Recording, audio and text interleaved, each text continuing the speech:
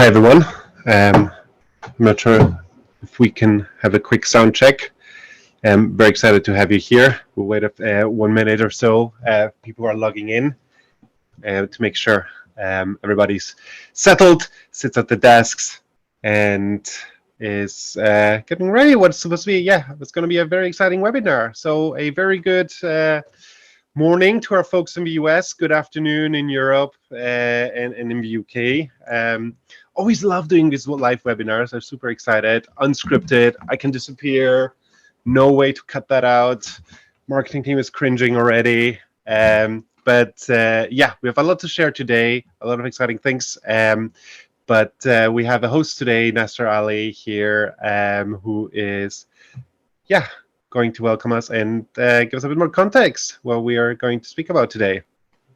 Hi, everyone. My name is Nasser Ali. I'm product marketing here at Strato. I've been in big data for the better part of a decade at various ETL, ELT, Hadoop vendors, etc. So as you know, this presentation was a huge hit at the recent Snowflake Summit. So over the next half an hour or so, we'll be talking about how Strato helps you build and get more of your data apps from Snowflake, how your team of business users can transform basic read-only dashboards into something that's really juicy and interactive in terms of a data app, and how Strato's no-code, user-friendly platform brings data insight and workflows into a single view. This is key to the whole thing of not having to do swivel chair analytics in that sense. And we'll all be citing real-world use cases as part of the process.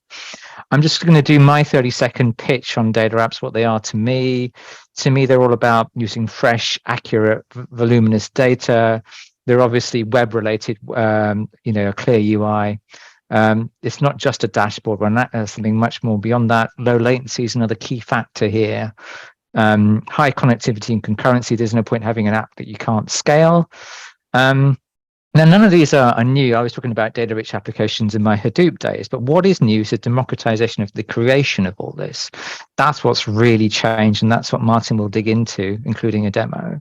We'll be taking questions at the end, but please feel free to add them to the Q&A button. You should see it at the very bottom during the webinar. So without further delay, here's Martin. Thank you very much, Nasser.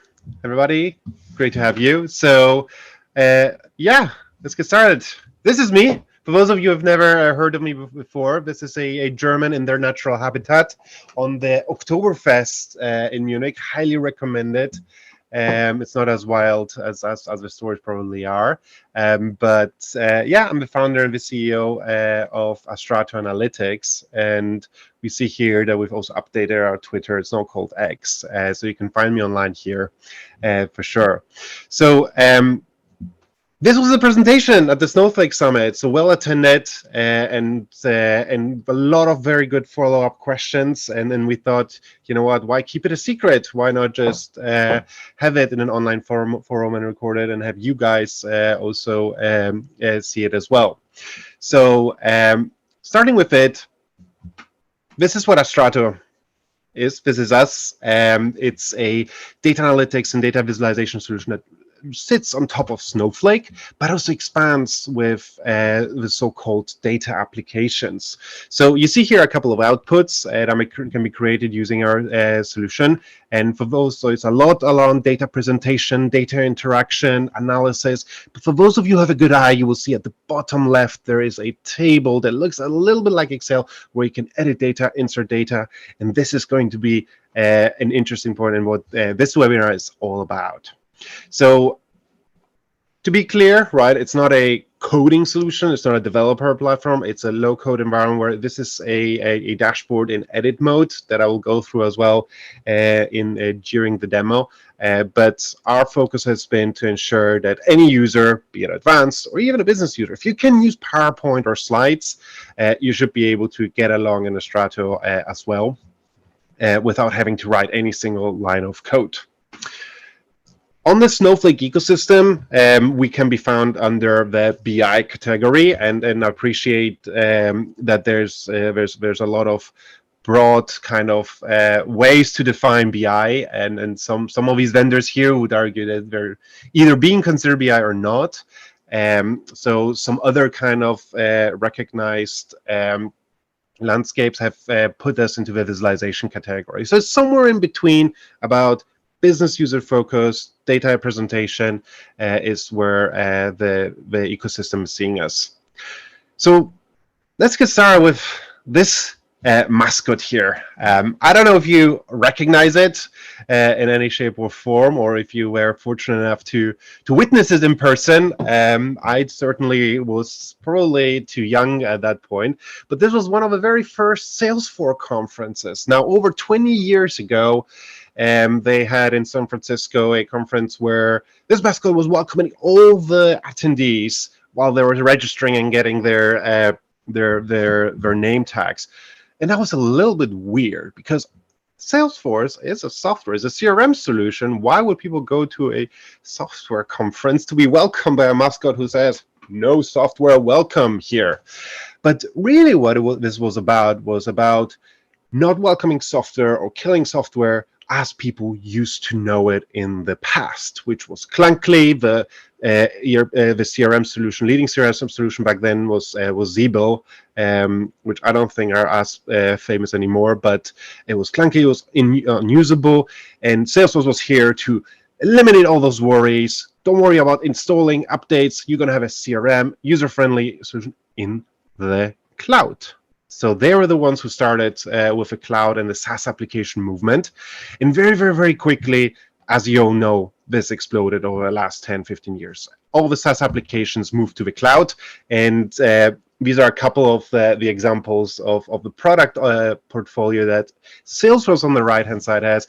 Very quickly, this expanded beyond CRM to also do support services, to also have an HR side platform, to use it for marketing, and many more line of business applications. And not just Salesforce, but also Freshworks, Zoho, all of them built all these little components that served the line of businesses with these applications focused on the specific workflows and teams that were working basically with software. And that was the revolution.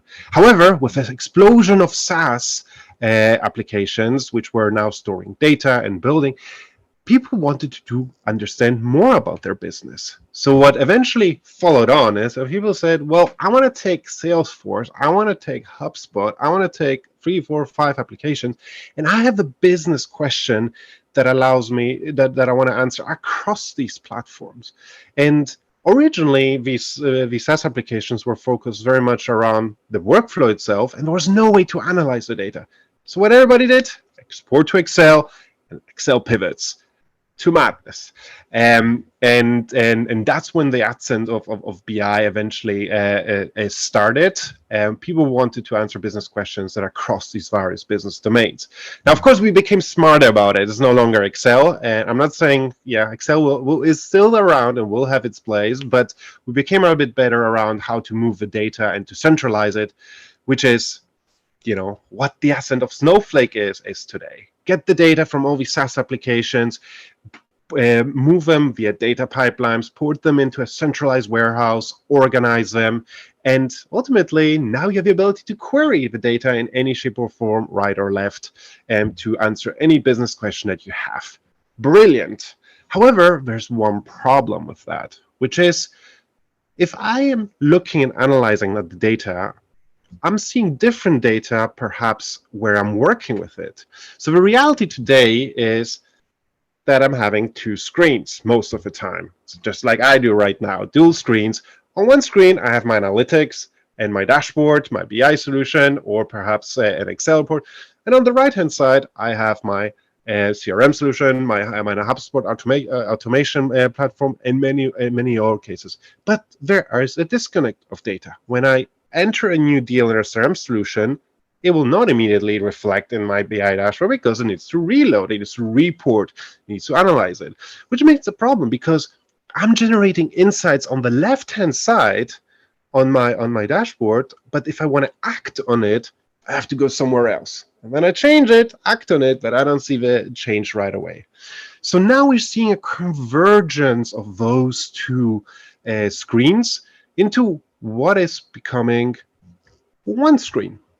One screen where you have the ability to analyze the data, work with the data, and write data in one single view. So ultimately, from data insight to actioning on top of the data in one single application, ultimately closing the data analytics loop. And that's what data apps for businesses means. Enough of slides. So let me show you a couple of example and use cases on what I mean with data apps and how actually they can become useful. So think of data scientists. Okay, they're building extremely sophisticated models on top of the data that a lot of organizations, including yours, are producing. However, if you want to run a model, you gotta write Python. If you cannot write Python, you gotta have a data scientist go in and they'll rerun the report with the updated parameters. But instead of doing that, is there any way we can take a data science model and put it here into a business application?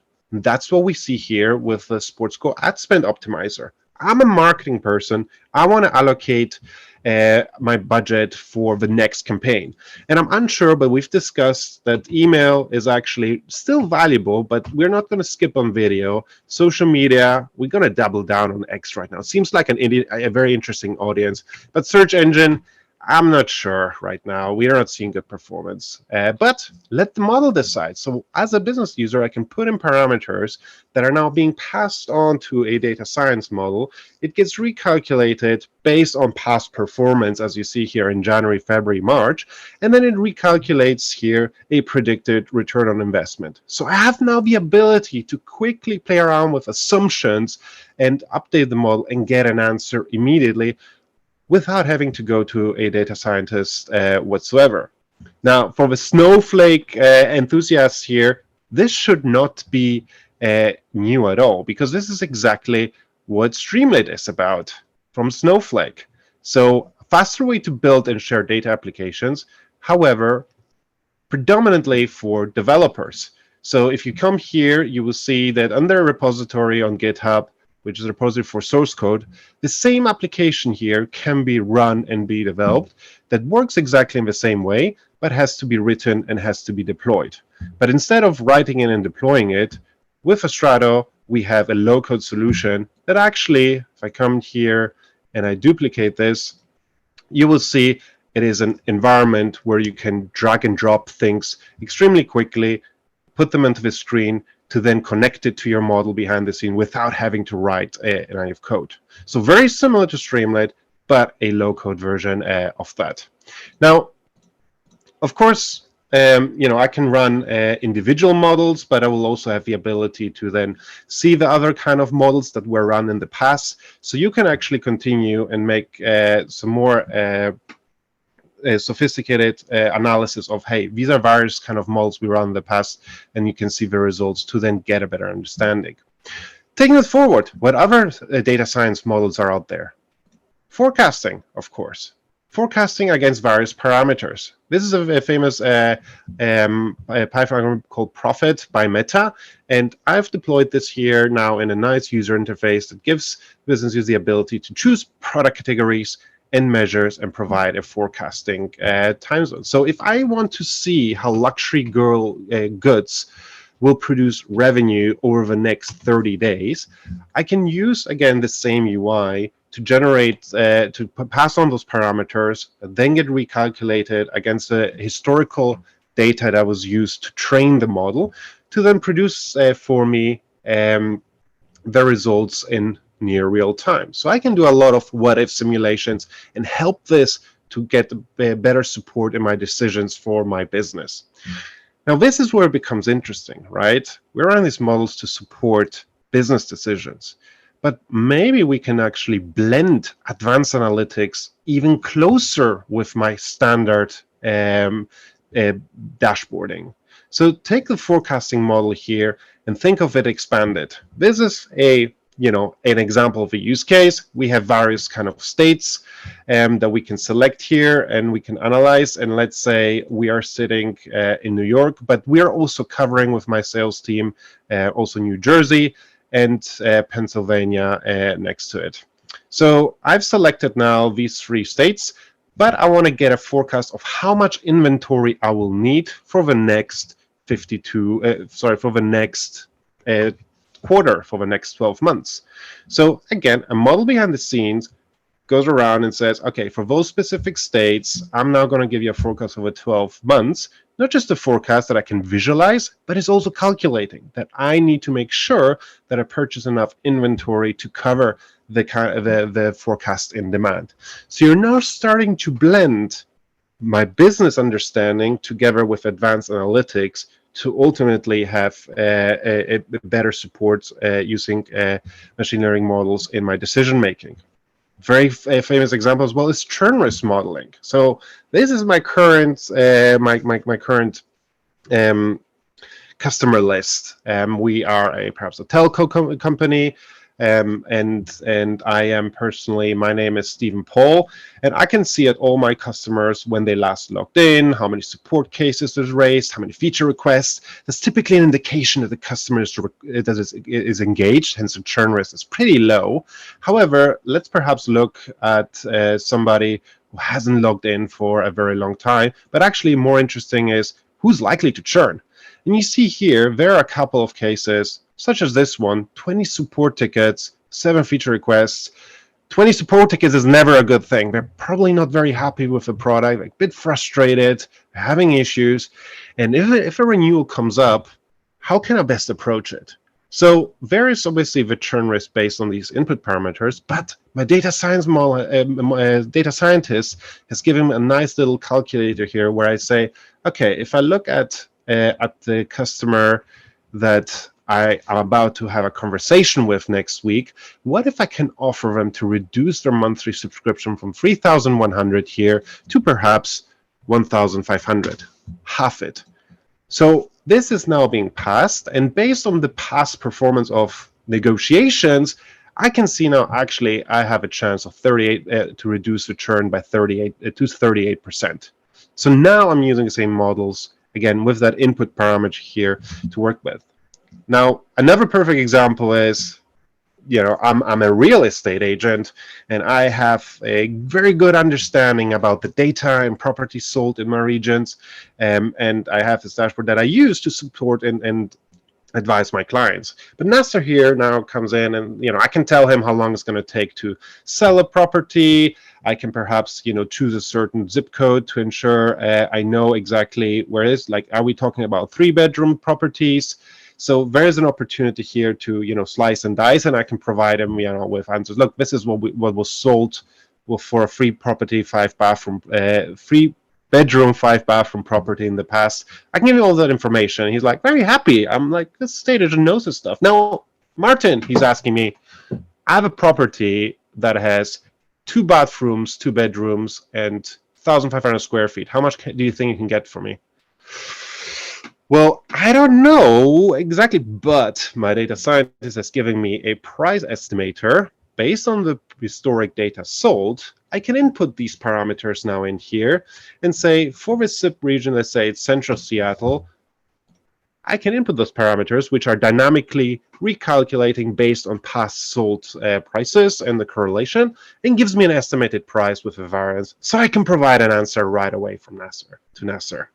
So this is where it becomes quite interesting, and you see dashboarding to actually, this is now a data application. This is not just a data analysis. I can do action directly in the same screen. Now, this is where it becomes quite interesting. So I have these input forms. I can enter data into Snowflake as parameters. Well, if I can enter data, I can potentially now also enrich the data that I see. So data enrichment and commentary, people analytics, and feedback. So great analytics on all the employees that we have in our organization. We see the turnover rate. These are key KPIs for a typical HR team. I can select the different kind of departments, and we're now going through a review cycle. So the design team is going for a review cycle. So I can see here there are 3 employees without a feedback. And we can actually do that right away in the same application. So I can now add feedback for Bertram Cooper. Let's select him because we're now having their mid-year review, adding a feedback. You will see that a pop-up pops in now, and instead of triggering a data science model, I'm now just inserting very plainly numbers and comments into Snowflake. So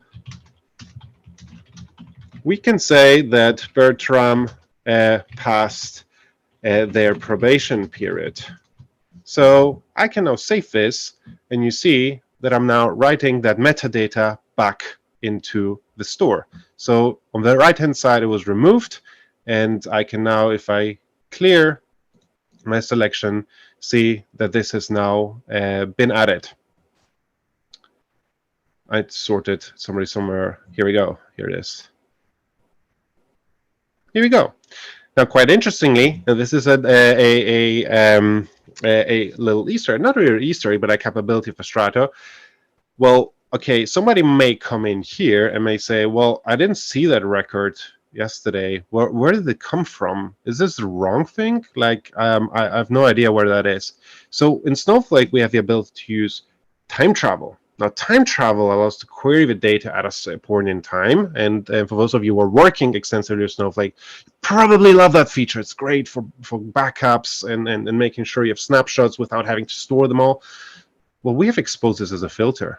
So here on the top left in Strata, we'll have the ability to select a point in time here to say, actually, when we started the webinar 20 minutes ago, that was not available. So you see here, it disappeared. So you can do nice little backtracking of all the changes that are working there. So starting from that, you have the ability to write data back into Snowflake in form of commentary or metadata, or perhaps an entire record if you want to. So you have a lot of flexibilities here to build applications that are bidirectional. We can insert records directly from the same UI, maybe even reduce the target to 50,000. So a lot of flexible and creative ways that you can define. And with those UI elements, this is where it becomes interesting. You can build an entire application, almost rebuild a SaaS application where you have the ability to change records directly here and control them and update them. Or you have the ability to even go really full-blown and build an entire back reporting solution that interacts with Snowflake, reads back, writes back, and has the ability to either create a new back in form of data entry, or you can actually use it as part of a workflow where I'm looking here at a high ticket that I can come and I can very easily resolve and say, okay, this is now done. So you see now you build and interact the same way that you typically build applications, but with the data writing and reading into Snowflake in real time. So the last use case, and I'll summarize them shortly as well, is, okay, I've shown you how the application can be built. The last one is, and this is, I think, equally as important, is classic standard dashboarding. It's very often undersold in a sense, but analyzing your data is a data application. Presenting your data in a consumable way, even if it's for reading and for data exploration purposes mainly, is perfectly fine. And this is also an important thing to say, that a data application starts perhaps with analysis, evolves into writing comments, or can also go the other way around. A data science model can then be expanded to have reporting all around it. So a dashboard on its own is also considered a data application. So to summarize, where we see this in very simple, maybe almost technical terms, data apps for businesses is reading and writing data from and into Snowflake in one single screen. So, and I see this not just as a feature or capability, we see this as evolution of BI and business intelligence and data analytics in general. What started as what I call BI 1.0, reports. We want to get reports out of the systems too, so we can see what they're showing. What evolved into, actually, I just want to see the reports. I want to make them dynamic. I want to slice and dice them. I want to explore, drill down. Now, the next step and the next evolution of BI is exactly, I've read something, I've saw an insight, I want to act on it in the same single view, in the same application. BI 3.30 is all about data application, actionable read and write. That's what Strato is all about. So to summarize the top 5 business use cases for data apps, number 1, data science models either stand alone with parameters or it can be expanded with more reporting around it. You can build entire line of business applications like the bug tracker, or simple, enrich your existing dashboards with commentary or some more metadata. And the very last one is classic dashboarding as well, because again, a dashboard is the beginning of a journey, and you can move up and down in the use case, enrich it or reduce it, extremely flexible. So coming back to this software mascot, attending the Snow Summit now in Vegas in last June, I was thinking, okay, how will this mascot, if Snowflake decided to have such a mascot next year, what would it look like? Or not what it would look like, but what would it say? And this is, of course, one for the stars, but my guess is going to be, since we're talking about data applications, we're talking about software applications should not have a database. Software should be there, but they should not hold their own data. The data should remain in a single source of truth. So we see the future to be like this. A lot of SaaS applications that eventually get rewritten, either as native apps or perhaps as small kind of applications in-house for specific use cases. But really, the data should never move. Data should remain in Snowflake or in your data store. You can read it, you can write it, and in the periphery, everything interacts in the same way with business users as they did before. So no data movement, zero copy data applications. That's our vision. That's the vision of Snowflake. That's the vision we believe in. And that's the vision that Astrato enables today for everyone to get started and build their data applications in the cloud with it. So with this, almost close on time. Wanted to keep it short, but thank you very much for the attention. I hope this was useful, insightful, inspirational. And we have a few minutes left for questions. So me and Nasser are very happy to take them on. And yeah, with this, Nasser. Yes, the first question is an excellent question. It is, are users able to share interactive dashboards with individuals outside of their organization in a secure way? Does it require additional expenses, license purchases? This is a question I've encountered a lot with regards to Power BI and Tableau. Yeah, so I think there's two elements to this, right? One is a licensing term, which is licensing, which is always a commercial, can always be figured out. With Astrato in particular, there's a consumption-based model, so it's only pay for what you use. However, from a data perspective, that's where it becomes interesting. How do I share my data to somebody? How do I enable somebody to interact with my data? And this is where we're just relaying to Snowflake. Snowflake has data sharing. Snowflake can give people access, and we are just inheriting that. So Astrato doesn't have an additional data security layer around it. It inherits it with a single sign-on authentication method. So it means well done once in Snowflake, and whatever Snowflake permits, it gets shared, and data sharing comes into play here, and where it becomes extremely powerful. So this is how we are envisioning this to happen. So essentially, your dashboards are essentially embedded, and they just copy the security model you've got built into your data warehouse. That's an excellent answer. Thank you. Martin, the next question is, does this apply outside Snowflake? The other databases like DB2, Netezza, Oracle, etc.? So we with Snowflake, we're obviously Snowflake first as a product. However, at the end of the day, we speak SQL. So we already have a couple of new data connections beyond Snowflake. So Postgres, Google BigQuery, Dreamio, and Databricks is going to come extremely soon, as soon as next week. However, it's going to be data storages that are hosted in the cloud. So I'm not sure about Oracle and Netezza performance server. However, if it's in the cloud, we should be able to add a new connector in the future. However, cloud data stores are the priority. We're kind of out of time. Very, very briefly, Martin, question about if you are BI1, does it make sense to jump straight to BI 3.0 and skip BI 2?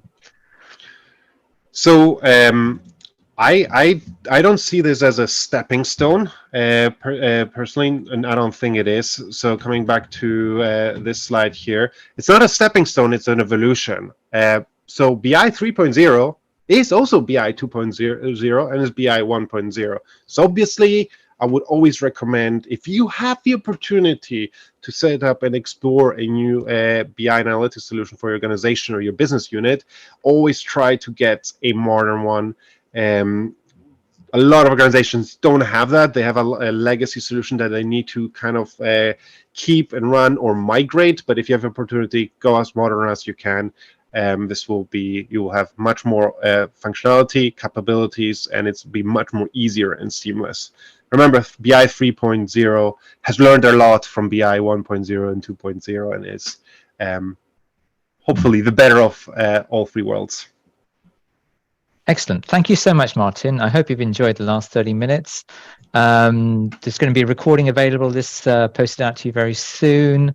Please feel free to try the demo version we have. It's free for 14 days. And come talk to us whenever you see us in any trade shows, etc. I know we're at Big Data London coming up soon. On that note, thank you very much and have a great afternoon. Thank you. Super. Thank you very much for attending.